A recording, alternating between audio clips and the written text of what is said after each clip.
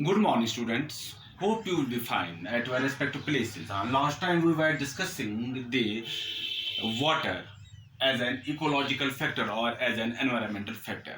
We have discussed in that last video, that is the distribution of this water as well as the importance of water, and we have discussed that the importance of the water, it has be how it is being utilized by the organisms, and we have found that this water, it has been utilized in four different ways. First one जो हमने कहा as a what we call as a solvent. Second मैंने वहां पर discuss किया as a temperature buffer.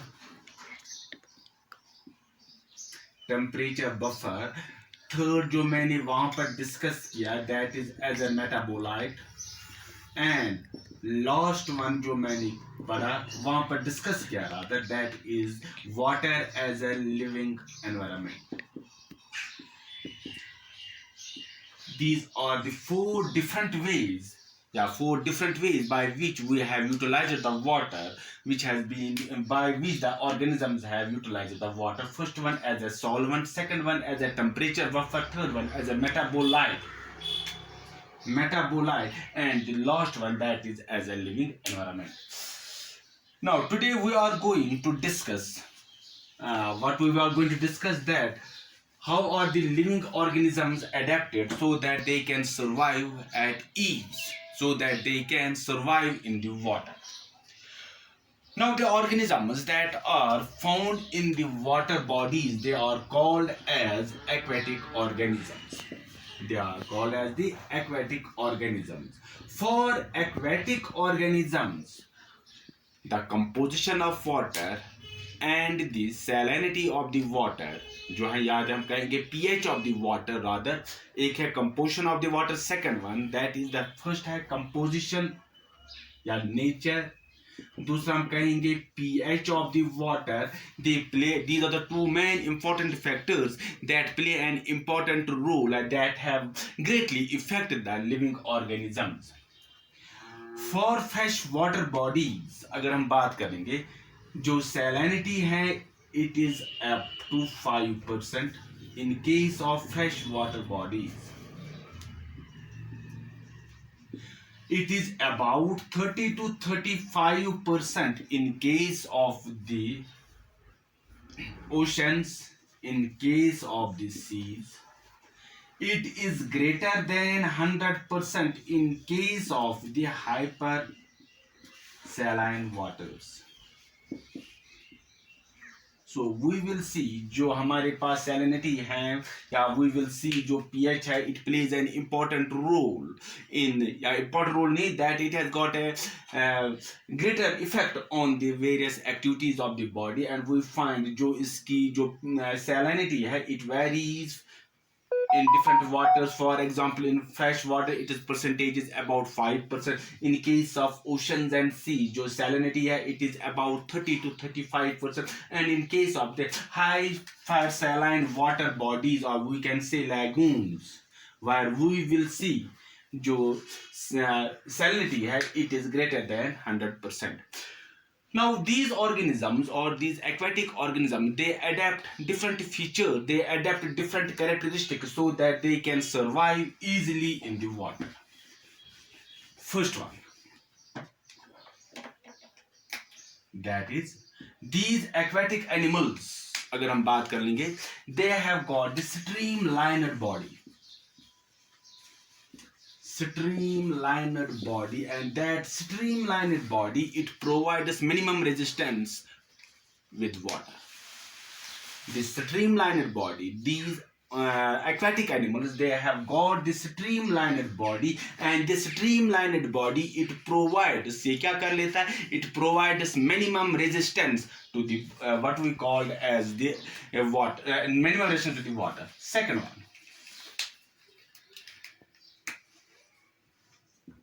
One more जो हम देखते हैं कि एक इफेक्ट वहां पर पाया जाता है, that is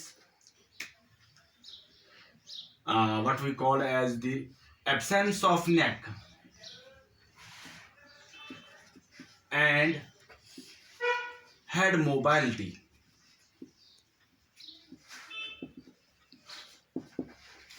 this is another feature जो एब्सेंस ऑफ नेक है और हेड मोबाइलिटी वायर वही जो टेरिशियल ऑर्गन है उनकी जो मोबाइलिटी होती है neck we can move our neck or move our head in different directions while as in case of these उनमें absence of neck होता है aquatic animals में and there is the absence of this body mobility की वजह से which is mainly found in the fishes. Third हम देखते हैं that there is the lightness in the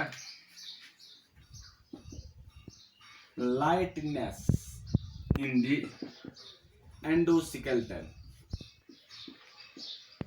due to the presence of the oils this lightness in the endoskeleton due to the presence of the oils in the interspaces which helps in the buoyancy which helps the organisms to increase rather this lightness the oil which is present in the interspaces that helps in the buoyancy. Fourth जो हम effect जो हम देखते हैं adaptation में पाई जाती है locomotory organs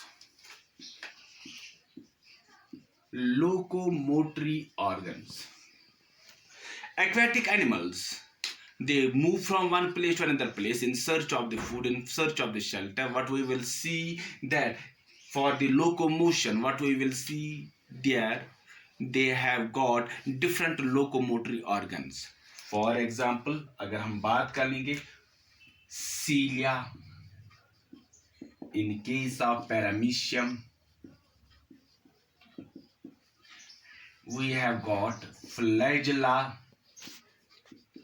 in case of euglena we have got parapods in case of the polychaetes. We have got the fins in case of the fishes. We have got these webs in case of the ducks or turtles. We have got the another one.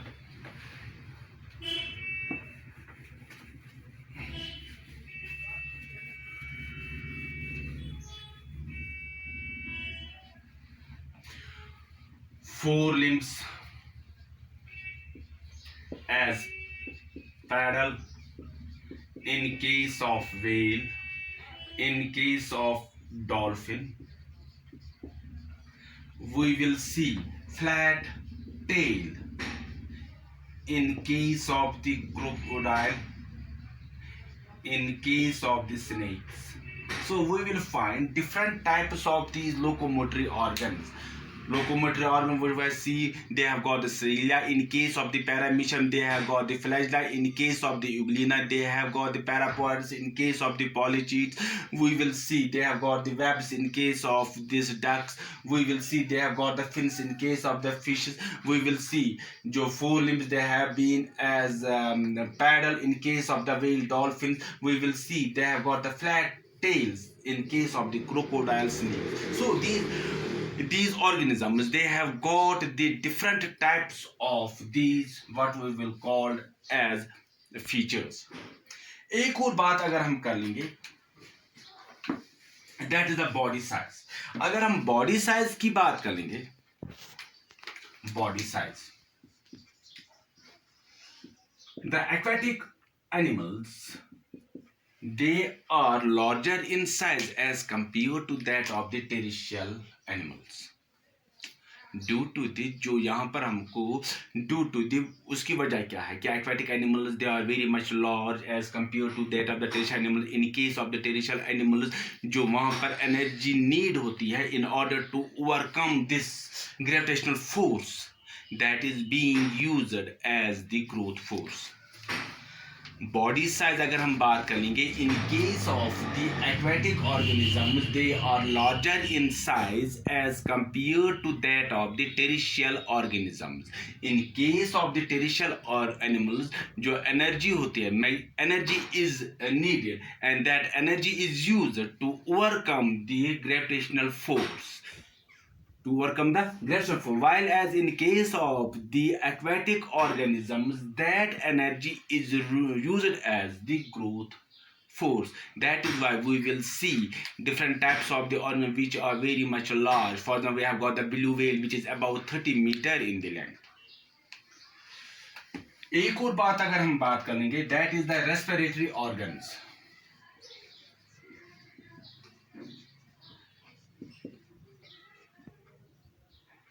Respiratory organs की अगर हम बात करेंगे, now these animals, what they have to do, they have to extract the oxygen from the water, and that extraction of oxygen from the water, it can take place by means of the body surface whole, by the whole body surface, or by means of the gills, as in case of the, either it may take place by means of the body surface in order to extract the oxygen from the water, or they can make use of the fins, as in case of the, अगर हम बात करेंगे किसमें, as in case of the fishes, where we will see कि वहां पर क्या करते हैं, they make the use of the fin in order to extract, वो क्या कर लेते हैं, oxygen from the water. Now come to another, जो हमारे पास फीचर एक दो और है, that is the osmo regulatory apparatus.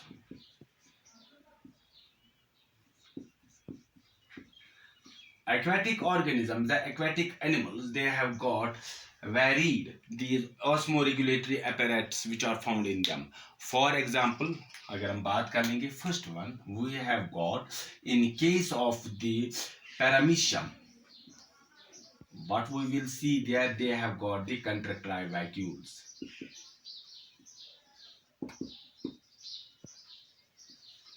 Second one अगर हम बात करेंगे, प्लिनेरिया, मैं वहां पर हम क्या, they have got the flame cells. अगर हम बात कर लेंगे nephridia, that is found in the annelids. Then we have got what we will see, kidneys, in case of coelentrates, and what we will call as the molluscus, in case of molluscus, and in case of the vertebrates, they have got the flame cells.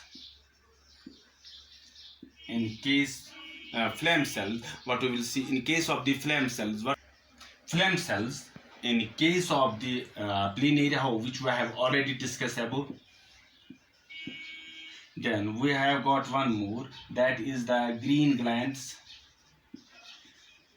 in case of the crustaceans. Then we will see fresh water fishes. अगर हम बात करेंगे fresh water fish, अगर हम उनकी बात करेंगे, they have got the glomeruli, a good amount of these glomeruli, and nephridia rather. Yeah, in case of the sea water fish, they have got the special types of the cells in their gills, special cells in their gills, in order to extract the salt from the water. Now we will see they also have got swim bladders.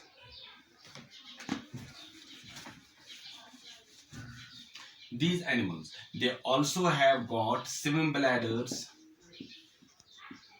or they have got air bladders, and these swim bladders or these air bladders, they act as the hydrostatic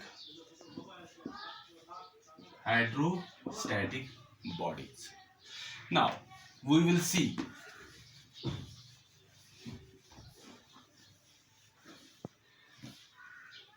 sensory organs.